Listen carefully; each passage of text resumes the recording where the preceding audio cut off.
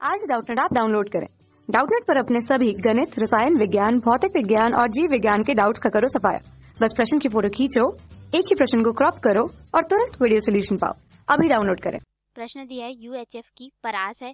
तो आइए हम लोग इस प्रश्न का उत्तर देते हैं और हमारे पास यहाँ पे 4 विकल्प दिया गया है।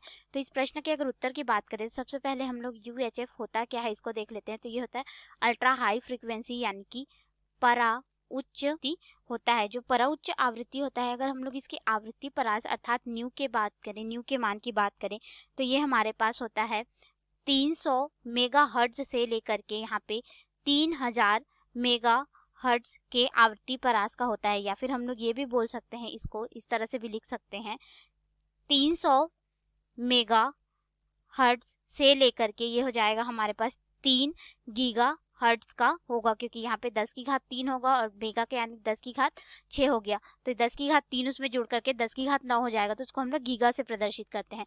तो इस तरह से इस आवृत्ति परास में हमको जो प्राप्त होगा वो क्या हो जाएगा, परा उच्च आवृत्ति यानी कि यूएचएफ का मान होगा। इस आवृत्ति के संगत अगर हम लोग तरंग दैर्ध्य लैम्डा की बात करें इसके लिए, तो हमारे पास होता है ये 10 सेंटीमीटर से लेकर के 1 मीटर के परास का होता है। इसीलिए देखिए यहाँ पे तरंग दैर्ध्य का मान बहुत ही कम हमें प्राप्त हो रहा है, इसलिए इसका प्रयोग जो रहता है हम लोग मुख्यतः रडार सिग्नल में करते हैं। ठीक है, रडार में इसका प्रयोग किया जाता है और टेलीविजन के संचार में इसका किया जाता है। टेलीविजन संचार में यानी कि दूरदर्शन संचार में हम लोग इसका प्रयोग करते हैं।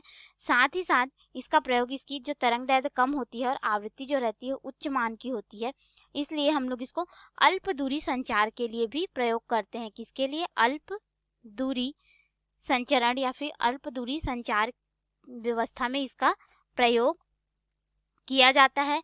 अब देखिए इनका तो हम लोगों ने प्रयोग भी देख लिया, इसके आवृत्ति परास भी देख लिए।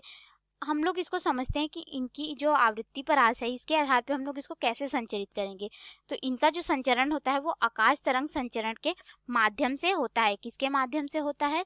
जो यूएचएफ होता है उसका प्रसारण जो है आकाश तरंग संचरण का प्रयोग इसलिए करते हैं क्योंकि जो आकाश तरंग संचरण होता है यह अत्यधिक आवृत्ति यानी कि 40 मेगाहर्ट्ज की जो आवृत्ति होती है, इसे ज़्यादा की जो आवृत्ति रहेगी उसको हम लोग आकाश तरंग संचरण के माध्यम से संचरित करते हैं। जो 40 मेगाहर्ट्ज तक की आवृत्ति होती है उसको हम लोग लाइन ऑफ साइट यानी कि दृष्टि रेखीय प्रसार के लिए प्रयोग करते हैं, दृष्टि रेखा संचरण के लिए। ठीक है, और इससे ऊपर की जो आवृत्ति होती है उसको हम लोग आकाश तरंग संचरण के माध्यम से करते हैं। और भू तरंग संचरण का प्रयोग इसलिए नहीं करते हम लोग क्योंकि इसकी आवृत्ति परास अधिक होने की वजह से पृथ्वी की सतह में जब धारा आएगी, ठीक है, इस तरंग के वजह से, तो वह उसको अवशोषित कर लेगी, जिसके वजह से ऊर्जा क्षय हो जाएगा यानी कि तरंग का अवशोषण हो जाएगा। उसे बचने के लिए हम लोग आकाश तरंग संचरण का प्रयोग करते हैं अल्ट्रा हाई फ्रिक्वेंसी के लिए। अब इसके आधार पे हम लोग अपने विकल्प पे आते हैं और देखते हैं यूएचएफ की जो परास है वो हम लोग को हर्ट्ज में दिया गया है, अर्थात आवृत्ति परास को पूछ रहा है तो हर्ट्ज से लेकर के 3000 मेगा हर्ट्ज। तो हमारा पहला विकल्प जो है वो सही हो जाएगा क्योंकि हमने अभी अभी यहाँ पे इसके आवृत्ति परास को लिखा है। अब दूसरे में हम लोग को दिया गया है कि ये 3000 से 3 लाख मेगा हर्ट्ज तक है, तो ये तो गलत हो जाएगा। फिर दिया गया है 3 मेगा हर्ट्ज से 30 मेगा हर्ट्ज तक, ये भी गलत हो जाएगा। फिर डी दिया है 300 किलो हर्ट्ज से लेकर के 3 मेगा हर्ट्ज तक, तो ये गलत हो जाएगा, हमारा किलो हर्ट्ज में नहीं है, पूरा मान जो है वो मेगा हर्ट्ज में है। तो हमारा पहला विकल्प जो है वो बिल्कुल सही होगा। 300 मेगा हर्ट्ज से 3000 मेगा हर्ट्ज की आवृत्ति के परास में यूएचएफ की परास होती है। धन्यवाद।